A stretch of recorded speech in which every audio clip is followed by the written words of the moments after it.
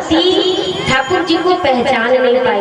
अब यदि आपके मन में कोई सवाल आ जाए या कोई आपको समस्या है तो उस समस्या का समाधान दो प्रकार से हो सकता है। या तो आप वो समस्या खुद से सुलझा लें तो उसका हल होगा, और यदि खुद से नहीं सुलझा पा रहे हैं तो किसी से जाकर वो समस्या बताएं जो उसे सुलझा सके तो हल होगा। ना खुद से सुलझा पाएंगे ना किसी से कहेंगे तो वो समस्या कभी हल होने वाली नहीं है। मैया सती की भी यही समस्या है, खुद से भगवान को पहचान पा नहीं रही है और भोले बाबा से कह रही नहीं है। अब समस्या कैसे सुलझे, कैसे हल होगा?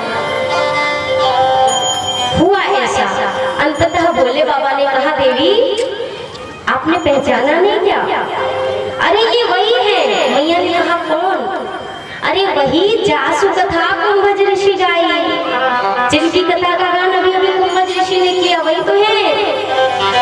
अब मैया ने कथा सुनी ही नहीं तो उनको कैसे पता चले कि किसकी कथा हुई है? राम कथा हुई कि श्याम कथा हुई कि सत्यनारायण भगवान की कथा हुई?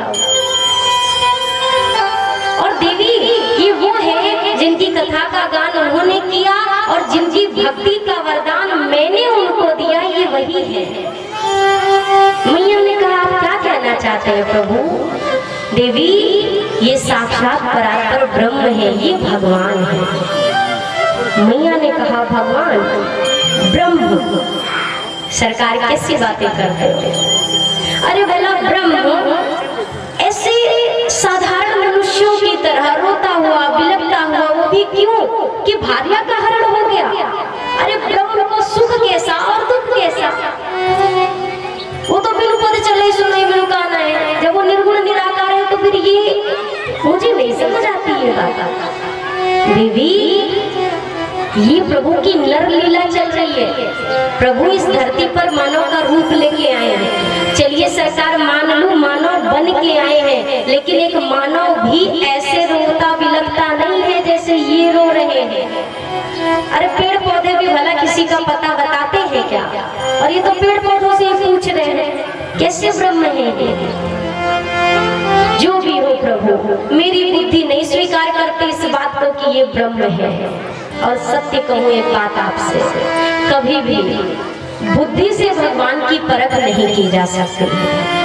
भगवान की परख यदि आप कर सकते हो तो अपनी भक्ति और प्रेम से कर सकते हो। यदि यहाँ से भगवान को आंकने की कोशिश करेंगे तो असंभव है उसको समझ पाना, कभी भी। मैया कहती मेरा मन नहीं मानता। भोले बाबा ने कहा नहीं मानता है तो लेकिन विश्वास तो करिए। एक बार समझाया, दो बार समझाया, तीन बार, और चौथी बार क्या किया? देवी यदि मेरे इतने समझाने से भी आपको लगता है कि हाँ ये ब्रह्म नहीं है तो अब एक आखिरी रास्ता मेरे पास है। क्या है प्रभु? जो तुम्हारे मन अति संदेह, जो तुम्हारे मन अति संदेह,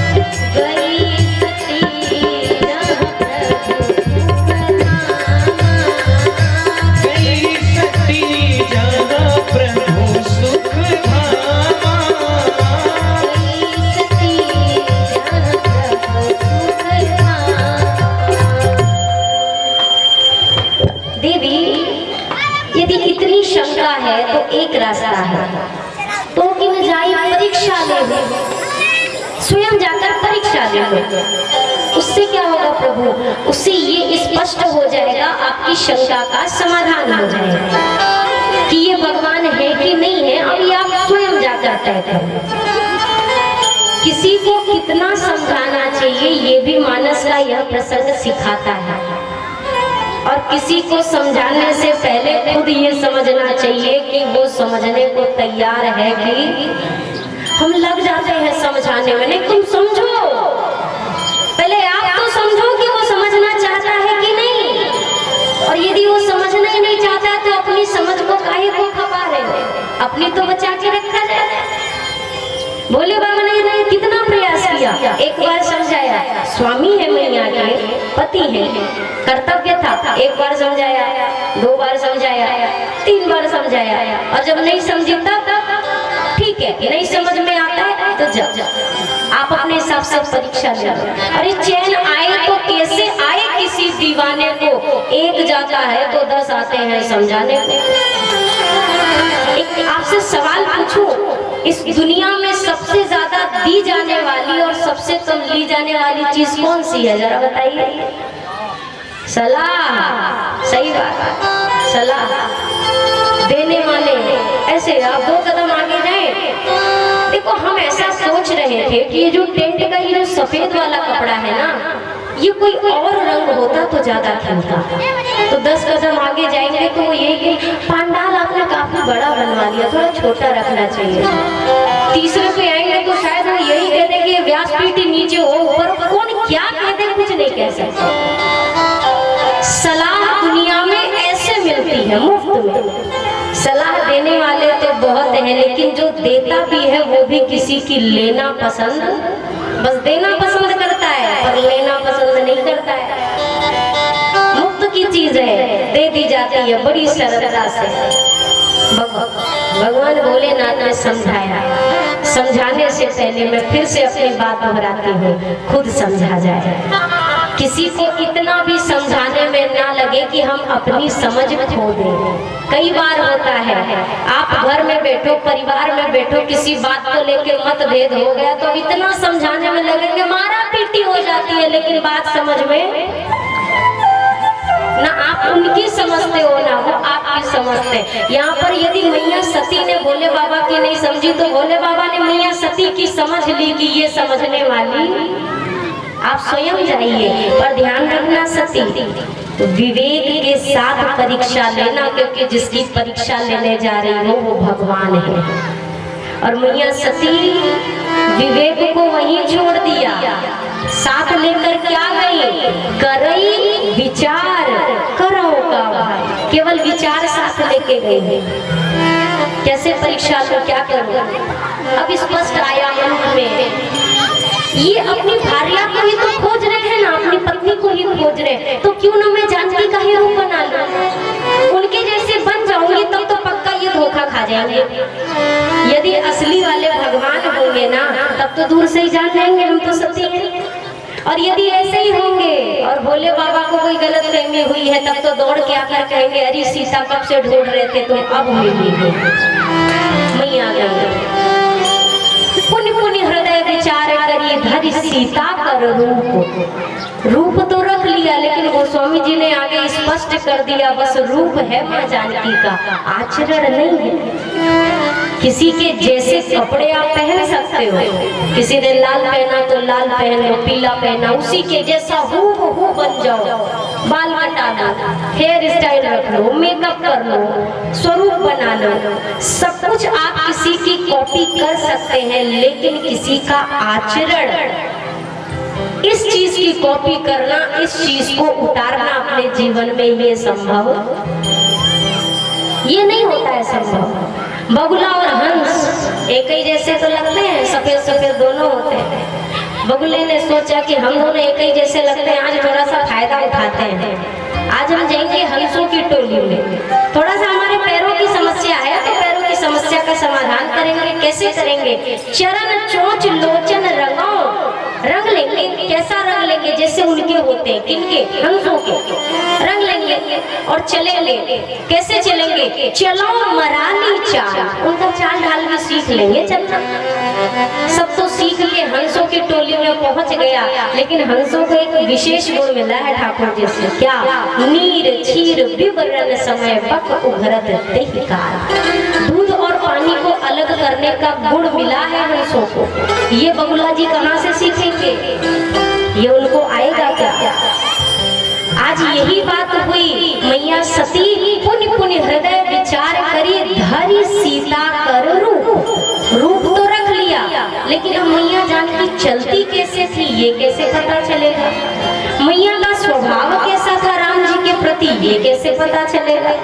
मैया जानकी जब चलती थी ना, मैं जंगल की बात कर रही हूँ, वन की, जब वन में भी माँ चलती थी, ठाकुर जी के चरण चिन्ह धरती पर बनते थे। माँ के लिए तो वो पूजनीय है, वंदनीय है। मैया उन चरण चिन्हों का ध्यान रखती थी। कैसे? कि कहीं मेरे चरणों के नीचे वो चिन्ह ना आए। तो माँ कैसे चलती थी?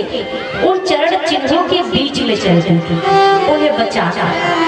अब भैया लक्ष्मण के लिए सोचिए कितनी बड़ी समस्या थी, कितना कठिन सेवा धर्म था। वो कैसे चले? उनके लिए तो दोनों के चरण वंदनीय है। भैया लक्ष्मण कैसे चलते थे?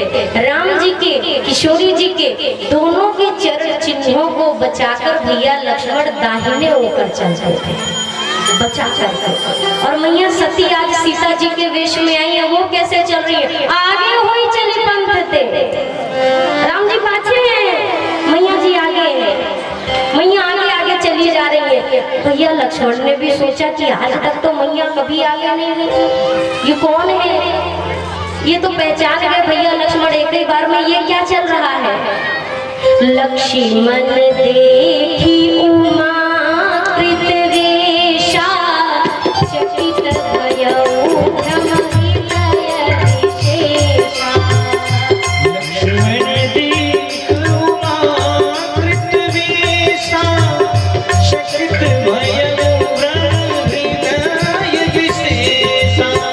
सती कपट जाने सुर स्वामी, सती कपट जाने सुर स्वामी। समदर्शी समअंतर जाने, समदर्शी समअंतर्यामी। जोड़ी पानी प्रभु की है प्रणाम, जोड़ी पानी प्रभु की प्रणाम।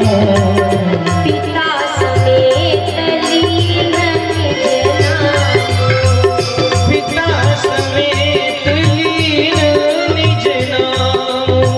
कहियो बहोरी कहाँ वृषकेतु, कहियो बहोरी कहाँ वृषकेतु। विपिन अकेली प्रभु के हेतु। ओ विपिन अकेली प्रभु की हेतु। मैया ने आगे आगे होकर के जा रही थी। भैया लक्ष्मण ने देखा तो पर कुछ बोला नहीं। जैसे भोले बाबा मौन रह गए ना, क्यों? लीला चल रही है। अब भैया लक्ष्मण भी विचार कर रही है, तो लीला चल रही है और किसकी एंट्री कब हुई है तो यही जाने, हमें क्या पता। हमें तो बस साथ में रहना है। कुछ बोले नहीं। सती कपट जाने सुर स्वामी। भगवान ने देखा आज ये क्या हो रहा है, सती जी सीता जी के वेश में। प्रभु ने एक संकेत देना चाहा। सबसे पहले क्या किया? जैसे ही मैया सती सामने आई ना, हाथ जोड़ लिए, जोड़ी पानी प्रभु। फिर क्या किया? कीन प्रणाम, प्रणाम किया हाथ जोड़कर। कैसे? पिता समेत लीन निज नाम, मैं दशरथ पुत्र राम, हे देवी आपको प्रणाम करता हूँ। मैया सती को अब तो समझना चाहिए कि यदि ये मुझे सीता समझते तो ये मुझे प्रणाम थोड़ी ना करते, तब तो मैं इनको प्रणाम करती। और ठाकुर जी इसीलिए संकेत दे रहे हैं कि मेरी सीता होती तो वो मुझे प्रणाम करती, मैं उन्हें प्रणाम नहीं करता। और यदि कर रहा हूँ तो आदि शक्ति के रूप में आपको प्रणाम कर रहा हूँ, अब तो समझ जाइए। मैया सती अभी भी नहीं समझी, उसी वेश में सन्मुख है। अब क्या हुआ, ठाकुर जी ने पुनः दूसरा संकेत दिया, कहे बहोरी। बहोरी का मतलब फिर से, एक बार फिर से संकेत दिया, और इस बार क्या कहा, कहाँ ऋषिकेतु, अरे भोले बाबा कहाँ है? और इतने बड़े ये बियाबान जंगल में अकेली गाय को आप घूम रही हो, अरे यहीं से हमारी जानकी का हरण हुआ है, आप क्यों अकेले घूम रही हैं? जब भोले बाबा का जिक्र हुआ, आप मैया समझ गए, ये मुझे पहचान गए। अब ये समझ तो गई, लेकिन ना कुछ बोला ना कुछ सुना, वापस लौट गई वापस। भोले बाबा ने अभी पीछे एक चौपाई कही, हुई है सोई जो राम रची राखा। चौपाई सबको पता है, लेकिन दिल को तसल्ली होती है क्या कि हम भी थोड़ा सा राम भरोसे बैठ के देख लें कि हाँ क्या होता है क्या नहीं होता। नहीं होता है। ठाकुर जी के भरोसे हम जाते हैं, कब जाते हैं? पहले कोई काम चुना, बनाने में तो अपना पूरा लगाया, और जब चौपट हो जाता है तब भगवान के पास जाते हैं, अब आप संभालना। अब ठाकुर जी संभाल लेते, और वो बिगड़ा काम, वो चौपट हुआ काम यदि भगवान ना बनाए तो फिर भगवान बुरे, भगवान हमारी सुनते ही नहीं है। अरे काम बनाने के लिए जब काम शुरू किया तब भगवान से पूछा था क्या कि ठाकुर जी कर लें क्या? आप यदि साथ दो तभी करेंगे, नहीं तो नहीं करेंगे।